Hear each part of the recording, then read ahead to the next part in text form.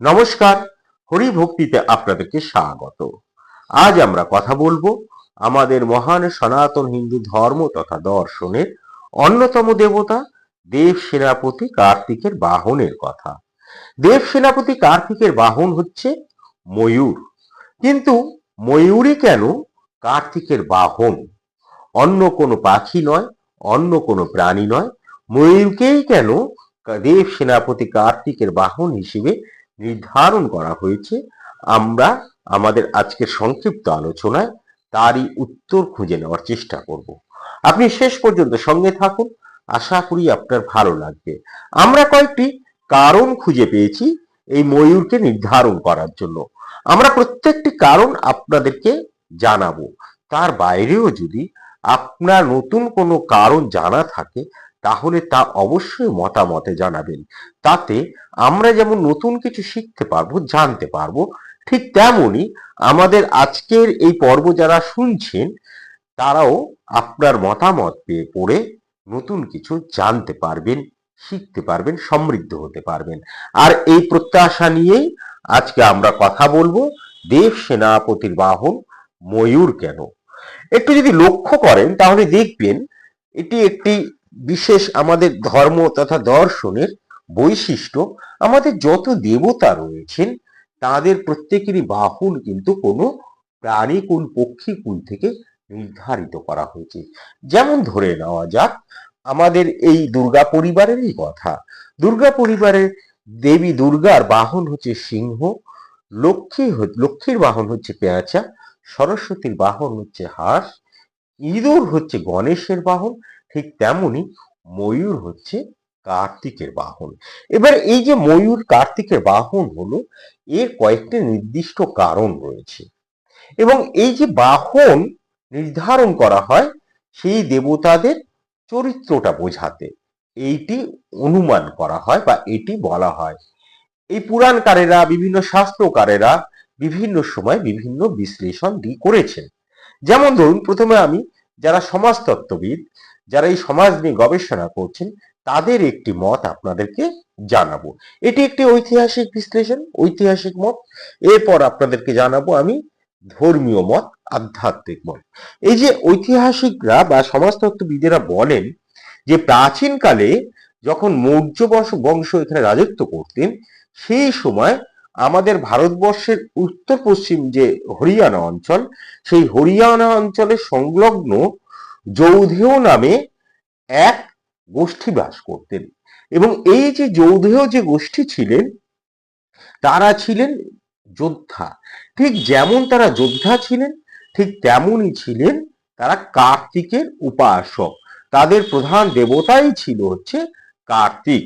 আর তাদের যে গোষ্ঠী ছিল সেই গোষ্ঠীর প্রতীক ছিল ময়ূর। তো এরকম গোষ্ঠীতে প্রতীক থাকে, তাদের প্রতীক ছিল হচ্ছে ময়ূর। এবং এরা গণতান্ত্রিক একটা রাষ্ট্রের বাসিন্দা ছিলেন এবং মৌর্য যারা তাদেরও ময়ূর অতি প্রিয় একটি পাখি ছিল। ফলে কি হলো, এই ময়ূর উপাসক হওয়ার কারণেই মৌর্যদের সঙ্গে তাদের একটা সখ্যতা গড়ে ওঠে এবং সেই থেকেই কার্তিকের বাহন হিসেবে ময়ূরকে স্বীকৃতি দেওয়া হয়েছে, এইটি অনুমান করা হয়। দেখুন এই যে এটি একটি যেমন কারণ গেল, একটি সামাজিক কারণ। তা এই যে দেবতা কার্তিকের সঙ্গে যুদ্ধ বিষয়টা কিন্তু জড়িত রয়েছে। বলা হয় দেবতাদের মধ্যে ক্ষত্রিয়ের প্রতিনিধিত্ব করেন এই কার্তিক। এবার কার্তিককে তো দেখতে অসম্ভব সুন্দর হিসেবে তৈরি করা হয়েছে। কার্তিক হচ্ছে সৌন্দর্যের প্রতিমূর্তি, আবার পক্ষীকুলের সৌন্দর্যের প্রতিমূর্তি হচ্ছে এই পাখি বা ময়ূর। এবং এই যে দুই সুন্দর, এই দুইয়ের সৌন্দর্যকে যখন মানে সুন্দরত্বকে যখন মিলিয়ে দিলেন তখন এই দেবতার সৌন্দর্য যেন আরো বৃদ্ধি পেল। কিন্তু এই সৌন্দর্যই যে একে অপরকে কাছে এনেছেন এমন কিন্তু নয়। ময়ূরকে বলা হয় সমবর্গীয় পাখি, শুধু ময়ূর না, মোরগকেও সমবর্গীয় পাখি বলা হয়। এবং পণ্ডিত চাণক্য এই যে ময়ূর এবং মোরগের কথা এক্ষেত্রে আমি উল্লেখ করব, যেহেতু এদেরকে সমবর্গীয় পাখি বলা হচ্ছে। এই পাখিদের 4টি গুণের কথা উল্লেখ করেছেন। বলছেন তিনি, এরা হচ্ছেন যোদ্ধা, প্রাতরুত্থান, স্বজাতি প্রীতি এবং নারী রক্ষাকারী। অর্থাৎ ময়ূর এবং মোরগের দিকে যদি আমরা দৃষ্টি দিই, তাহলে দেখব যে এই 4টি গুণ কিন্তু তাদের মধ্যে রয়েছে। ভীষণ আক্রমণাত্মক হয়, অর্থাৎ যুদ্ধ করতে পারে, হ্যাঁ, এবং নিজেদের গোষ্ঠীকে কিন্তু এরা সর্বদা রক্ষা করে। আর দেখবেন নিজের স্ত্রীকে অর্থাৎ ময়ূরীকে রক্ষা করার জন্য কিন্তু সদা তৎপর। এবং এই যে 4টি গুণ আমাদের প্রাচীন সমাজে ক্ষত্রিয়দের মধ্যে ছিল, এবং এই যে গুণগুলি বিশ্লেষণ করলে আমরা দেখতে পাই যে কার্তিকের মধ্যেও কিন্তু এই গুণগুলি রয়েছে। এবং ক্ষত্রিয়ের প্রতীক যেহেতু দেবতা কার্তিক, তাই জন্য আমাদের প্রাণীকুলের মধ্যে যেহেতু ময়ূরের মধ্যে তার এই গুণগুলি রয়েছে, তাই ময়ূরকেই দেবতা কার্তিকের বাহন হিসেবে নির্ধারিত করা হয়েছে। এবং এই যে বাহন, এই বাহনের মধ্যে দিয়ে কি হয়, দেবতার গুণগুলো আমরা বুঝে নেওয়ার চেষ্টা করি। এই যে ময়ূর, এই ময়ূর কিন্তু অসম্ভব কর্মতৎপর, এবং সৈনিক পুরুষের নানা গুণ ময়ূরকে বাহন করতে সাহায্য করেছে। ময়ূর খুব সামান্য নিদ্রা যায়, সদা সর্বদা সতর্ক, আলস্যহীন, এবং একটু আগে আপনাদেরকে বললাম স্বজন প্রীতি। তা সৈনিক পুরুষ ময়ূরের মতন অনরস হয়, কর্মকুশল হয়ে এবং লোকপ্রিয় হবেন। অর্থাৎ দেবতা কার্তিকের মধ্যে এই গুণগুলি রয়েছে, সেটি ময়ূরের মধ্যে দিয়ে বোঝানো হয়।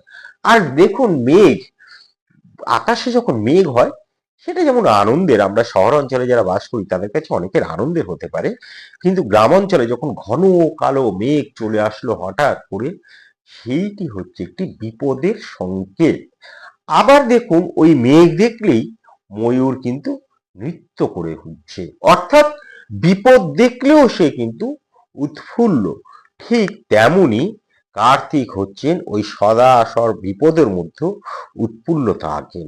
আর সেই জন্যই কার্তিকের বাহন হিসেবে ময়ূরকে নির্ধারণ করা যথার্থ বলেই অনেকে মনে করেন। এবার দেখুন, আমরা যদি পুরাণের দিকে তাকাই, তাহলে দেখব পুরাণে ময়ূরকে ঈর্ষা এবং কাম শক্তি দমনকারী রূপে দেখানো হয়। কার্তিক কেবল যুদ্ধ করেন না, তিনি ব্রহ্মচর্য পালন করেন, ইন্দ্রিয়কে বিজয় করেছেন এবং যোগ শক্তি দেবতা। তাই তিনি ময়ূরের মধ্যে আরোহণ করে দেখান যে তিনি ইন্দ্রিয় বিজয়ী। যে ইন্দ্রিয়কে বিজয় করেছেন সেই সার্বিক বিজয়ী। ময়ূরের রং কি? ময়ূরের রং নীল, আবার ময়ূরের মধ্যে সবুজও দেখতে পারি।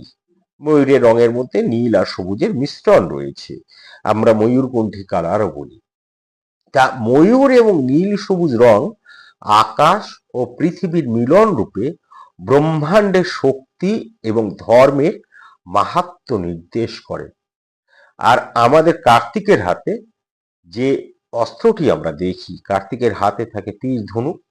অনেক স্থানে, আমাদের বাংলায় সেটা দেখা যায় না, অনেক স্থানে কার্তিকের হাতে বল্লম থাকে।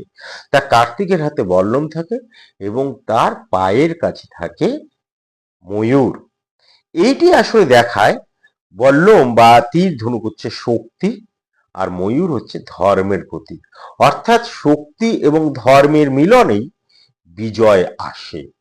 আর এই বিজয়ের জন্যই আমরা কার্তিকের আরাধনা করি। আর এই বিজয়কে বহন করে আনে ময়ূর, ঠিক তেমনি সৌন্দর্যকে বহন করে আনে ময়ূর।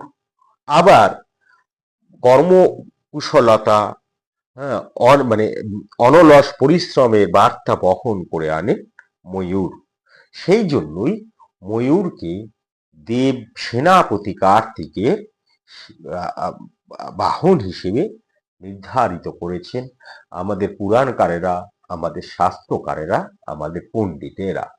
এটিই মনে হয় আসল কারণ। এর বাইরেও যদি আরো কোনো কারণ জানা থাকে তাহলে অবশ্যই আপনি জানাবেন। এটা আমরা প্রত্যাশা করি।